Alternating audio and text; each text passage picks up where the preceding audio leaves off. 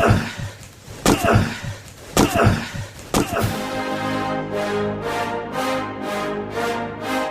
rolls out to the right, pitches off to Taylor, and Taylor's to the 20, down to the 15, down to the 10, 5, 4, 3, 2, 1. Touchdown, Billy Taylor! Touchdown, Billy Taylor! Billy Taylor scored a touchdown from 21 yards out. The crowd goes berserk. It was November 22nd, 1969. That they came to Barry, Michigan, all dressed in maize and blue. The words were said, the prayers were read, and everybody cried. But when they closed the coffin, there was someone else inside. Oh, they came to Barry, Michigan, but Michigan wasn't dead. And when the game was over, it was someone else instead. 11 Michigan Wolverines put on the gloves of gray, and as the organ played the victors, they laid Woody Hayes away. Under center is Wangler at the 45. He goes back. He's looking for a receiver. He throws downfield to Carter.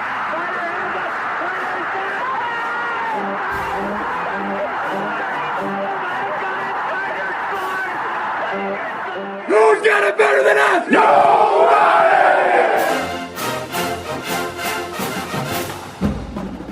Welcome to the Michigan Man Podcast on Wolverine Sports Radio, a member of the V Sporto Network, and in partnership with SB Nation's Maize and Brew, for Wolverine fans from coast to coast.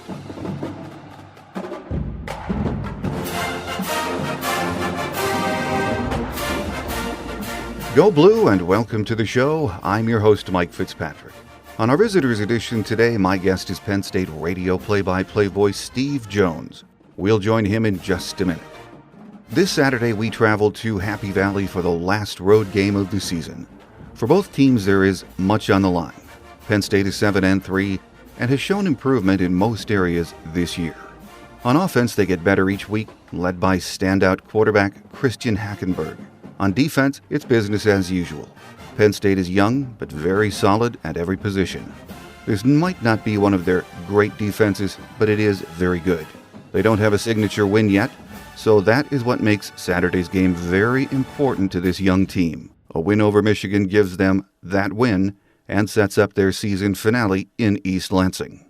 For Michigan, so much is on the table. At 8-2, we are still in control of our own fate in the Eastern Division. That's if Ohio State handles Michigan State on Saturday in Columbus. A win on Saturday could set up a showdown for the Eastern Conference Championship in Ann Arbor against the Buckeyes next weekend. First things first, though. It's senior day, a whiteout, and the last home game for Penn State. There will be over 106,000 fans there on Saturday, and it should be electric. This is a tall order for Michigan, and it won't be easy, but this is a game we can win. Penn State is still recovering from the sanctions imposed by the NCAA over the last few years. They may lack depth, but they are very talented, albeit a young team. Penn State radio play-by-play voice Steve Jones joins me next on our Visitors segment here on the Michigan Man on Wolverine Sports Radio, a member of the V Sporto Network and in partnership with SB Nation's Maize and Brew.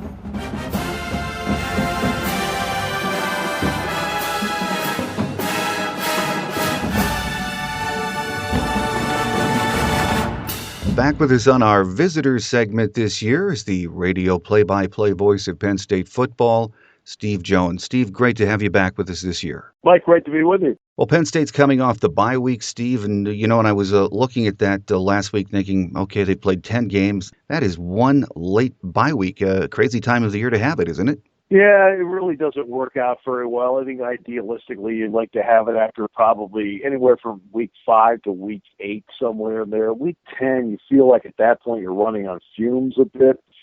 But it is what it is. I think Nebraska and Wisconsin, have bye weeks this week coming up. So, it is what it is. Everybody takes their turn, and it was Penn State's turn. Bye weeks are good for a lot of reasons, get everyone healed. I thought one of the really neat things that the Penn State players and Coach Franklin got to do, though, was meet Wally Triplett, first African-American football letterman, first Penn State African-American drafted by the NFL. I'm not sure how old he is, but I was watching the tape of that, Steve, and he's really got it together for his age. Yeah, he's in his early 90s. I want to say he's 91 because I was there and had a chance to talk with him.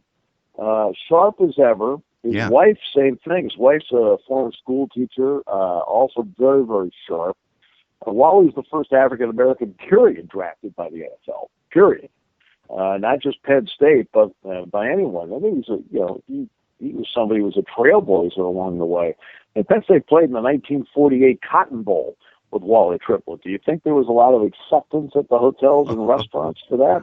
No, there was not, unfortunately. But what was fortunate was the reaction of his teammates who wouldn't do anything unless he was involved. If he wasn't involved and he had to eat in a certain part of town, well, they all went and ate in a certain part of town with him. I thought it was interesting what Coach Franklin said. He was asked by some of the media there what he thought and what it meant to him to have Wally Triplett there. And he was saying that Wally Triplett said, he told the team, you guys are too nice to each other. You've got to practice and play with some hate in your heart.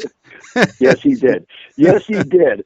And, but it was also competitive, but he opened the door here at Penn State for Lenny Moore and Rosie Greer and Jesse Yarnell, all of whom played in the early 50s here. He opened that door here. And, of course, you're talking about somebody who played football at Penn State 25 years before anybody was doing it in Alabama. Well, Steve, Penn State 7-3 coming off bye week. It's the final home game of the year. It's senior day. It's a whiteout. This should be one pumped-up team we'll see against Michigan on Saturday. Well, I think they'll have a little more jump in their legs. I think they were running on fumes against Northwestern. Senior day is always emotional. It's a little different senior day because the final 6 Joe Paterno recruits are going to be running onto the field for the final time. So that's significant to the fans here as well. Anthony Zettel, Carl Nassib, Kyle Carter, Matt Zanolato. Among those, the 6 guys that will be running onto the field for the final time that were Joe Paterno recruits. I mean, you're talking about the last ones, Angelo Mangiero. So that's significant to a lot of fans here. But Penn State's going to have to play the game without Jordan Lucas. He's now officially out for the year.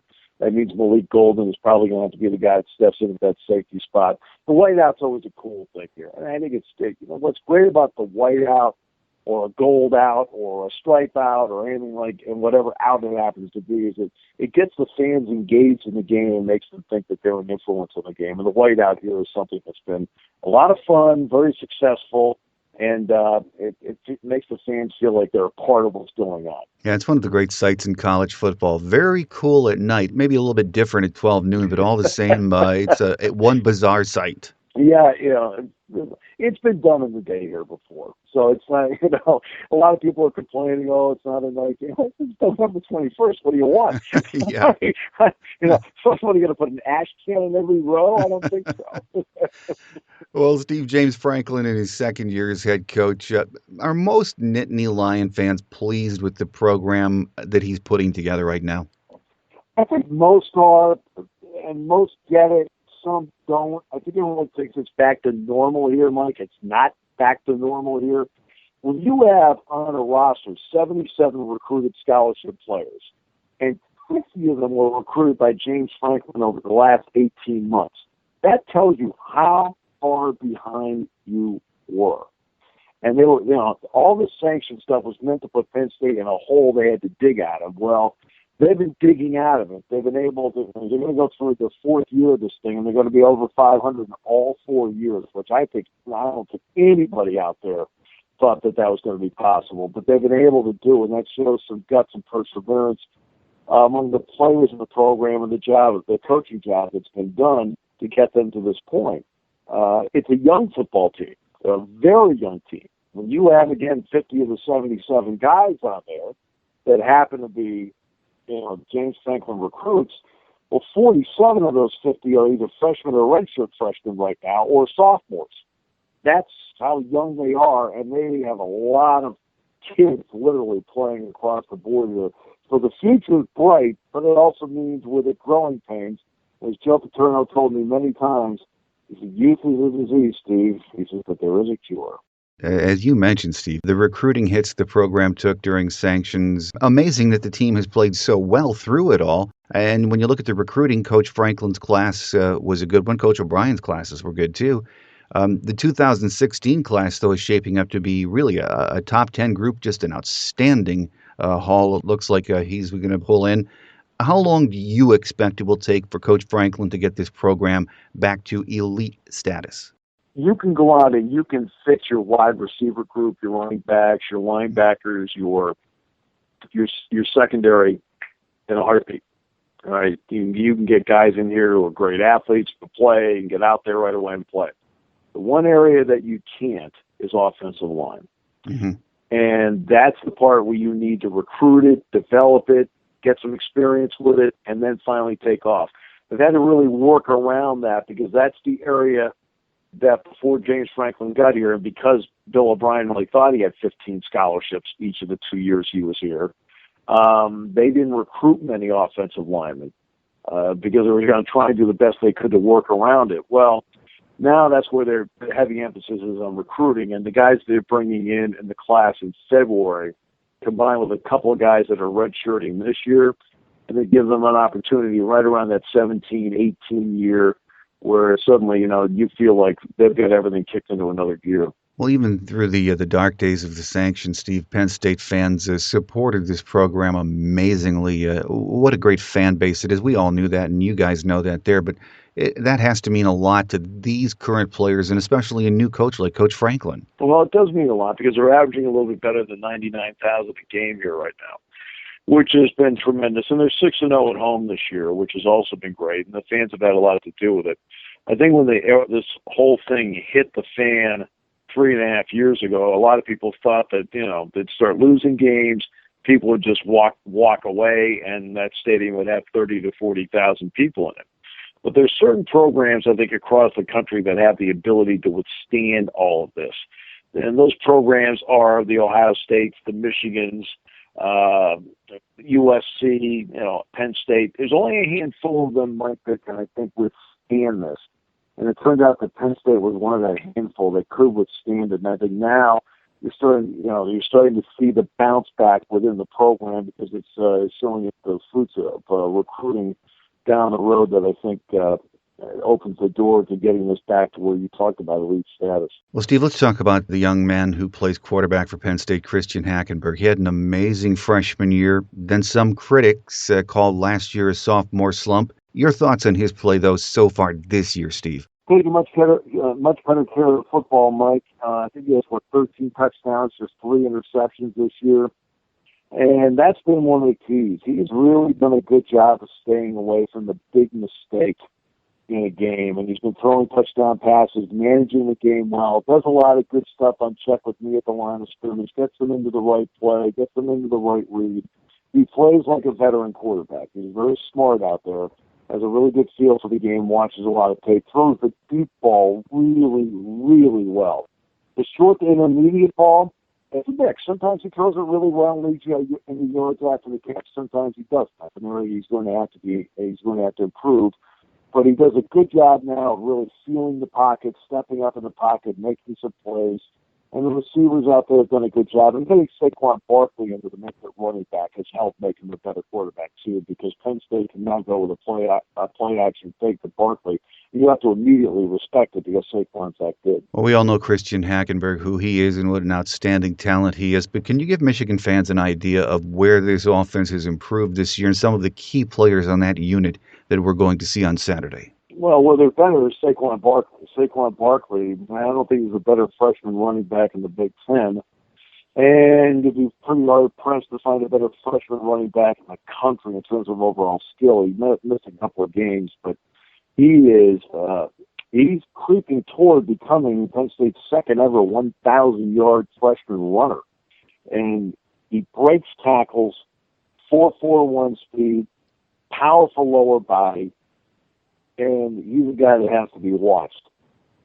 Chris Godwin has stepped up, and he's been the number one wide receiver, without question. Favorite target of Hackenberg. Deshaun Hamilton, who caught a touchdown pass in Ann Arbor last year, having another very good year. I think the last 5 weeks have been his best 5 weeks. Geno Lewis has now stepped up, playing a more prominent role in the offense, and he's a guy that has big play capability. Brandon Polk has blazing speed. You'll see number 10 on the field a lot. And I think that when you look at the tight end group, Mike Gesicki's the guy they like to see better production out of, but Mike has had an up and down year, far more drops than anybody ever imagined with him, and that's been a problem. Well, the Penn State defense, again, rock solid as it has been even through all of the sanction years, having lost only 4 starters from last year's unit. These guys can keep Penn State in the game with just about anyone, can't they, Steve? They can. The one thing they have struggled with has been the read option. That's something that they have struggled with. But against teams that play a conventional style, and Michigan does play a conventional style, they play that style really, really well. Austin Johnson and Anthony Zettel, and Zettel, of course, is from Michigan. Both of them are having really good years, especially Johnson. Johnson's having a great year. Carl Nassib's having an unbelievable year. Came here as a walk-on. He has 15.5 sacks this season. He has, I think, 19 or 20 tackles for losses. He's been tremendous. Penn State's young at linebacker with Jason Gabinda, who's playing in the middle as a sophomore. But he's adapted there really well, and it's opened the door for Troy Reeder, a redshirt freshman, to play at the other spot. And Reeder has been better each week. Brandon Bell's just a very good field linebacker. He's not a natural field linebacker, but he has great instincts, and because of his instincts, it makes him a really good field linebacker. The corner spots, Grant Haley was hurt early in the year. Now he's fine. He's back starting at that one spot. Trevor Williams is a true senior on the other side who is playing the best football of his career. And John Reed, the true freshman, who stepped in and played very well all season long. It's always difficult to have a true freshman play a corner out there on the island, but John Reed does that. Safety Jordan Lucas is now out for the year, so I expect Malik Golden to take over there. Marcus Allen's in his sophomore year and playing better football this year than last. And Troy Atkins, another sophomore, who has stepped up, and he'll tell you keep Nickelback in a game like this.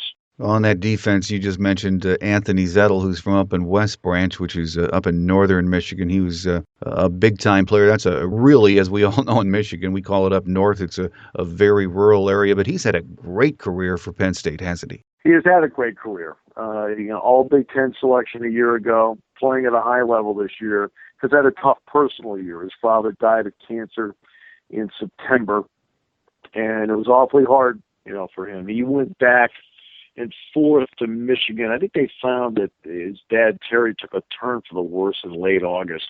Mm-hmm. So he was taking trips back to see his dad back and forth like right after the game, and try and get back in time for Tuesday and so forth. And then the week of the Rutgers game, they thought he would pass away that week, and he spent the entire week up there, but then came back in time on Friday and played the game against Rutgers. Then the week of the San Diego State game, his father passed away, I think the morning of the game. No, I think it was a Friday. It was actually a Friday. His dad passed away. And he played that game and recovered a fumble, played really, really well. His mom and the rest of his family came here to the game to support him. It was very emotional. So he's had to fight through a lot of personal stuff, obviously, this season. Tough for any 22-year-old to fight through, and I think he's handled it with incredible grace, but his father would have been very proud of him. Steve, final question for you. It's a tough 2-game finish for Penn State. This week it's Michigan. Of course, it's home, so that's a very emotional day. Next week it's a trip to East Lansing to face the Spartans. If Penn State can split these 2 games, they would be 8-4. Win both, they're 9-4. Either way, Nittany Lion fans have to feel good about how well they played this year. Because one of the 2 wins that you're talking about, one of them would be a signature win. And that's what you're looking for, that kind of signature win. And the way it's set up in the Big Ten this year, the Big Ten hasn't really the way they want it. They've got a great doubleheader coming up on Saturday. They got Michigan, Penn State at noon, and they've got Michigan State, Ohio State at 3:30. Then the next week they're going to have Ohio State, Michigan at noon, and Penn State, Michigan State's going to be at 3:30. So they've got the top 4 teams in the division all head-to-head the final 2 weekends. And it does come down to the fact that, for Penn State, that would be a signature kind of win. And I think for Jim Harbaugh, early in his tenure at Michigan, it too would be a signature kind of win. So I think these games are great opportunities. They're great for college football. It's what everyone envisioned when all of this was put together. And now you get the top 4 teams in the division all going head-to-head in each of the next 2 weekends. And I think that's what makes the conference better. That's what gives the conference some national cachet. And I also think it's something that's going to make whomever comes out of this a better team for it. Our guest here in our visitors segment on the Michigan Man this week has been the fine radio play-by-play voice of Penn State football and basketball, Steve Jones. Steve, thank you so much for taking time from your busy weekend to be with us. Enjoy Saturday, and we hope to have you back next year. Mike, always a pleasure. Thanks so much. An injury update and some game day facts are next on Wolverine Quick Hits here on the Michigan Man on Wolverine Sports Radio, a member of the V Sporto Network, and in partnership with SB Nation's Maize and Brew.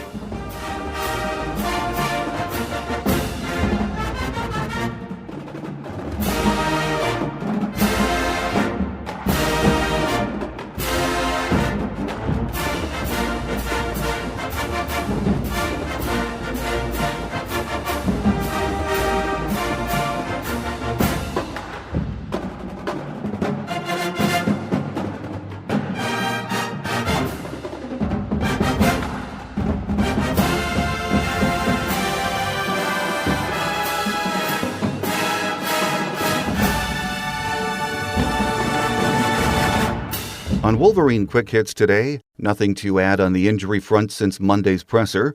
Coach Harbaugh said his team is not tired and will be ready to give a great effort on Saturday in Happy Valley. He did say Derek Green was working through something, but other than that, we are in excellent shape for Week 11 of the season. Here are a few game day facts. Michigan leads this series 11-7. We beat them last year under the lights at home, 18-13. Michigan won the first meeting with Penn State 21-13 on October 11th of 1993 in a game played in Happy Valley. James Franklin is in his second year as head coach with a record of 7-6. He is 31-21 overall as a head coach. They returned 15 starters from last year, 7 on offense, 7 on D, and 1 special team player. Last year they beat Boston College 31-30 in overtime in the New Era Pinstripe Bowl. The last Big Ten championship for Penn State was in 2008. Michigan is favored by 5, but that doesn't mean much. These teams are pretty evenly matched, and it will be a big road game for Michigan. The weatherman is calling for a pretty typical November day in central Pennsylvania, a mix of sun and clouds with chilly temperatures in the 40s. We could have gusting winds, too. The game kicks off at 12 noon and can be seen on ABC. Thanks again to my guest today, Penn State radio play-by-play voice Steve Jones. Next week, we know who's up. The Buckeyes will bring their act to the Big House, and as usual, there will be a lot on the line.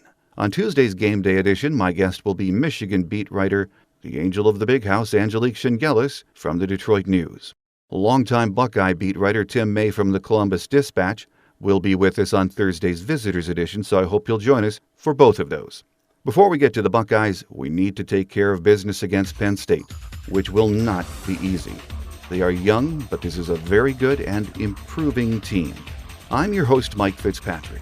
Enjoy Saturday's game and have a great Wolverine week, everyone. I'll see you right back here on Tuesday.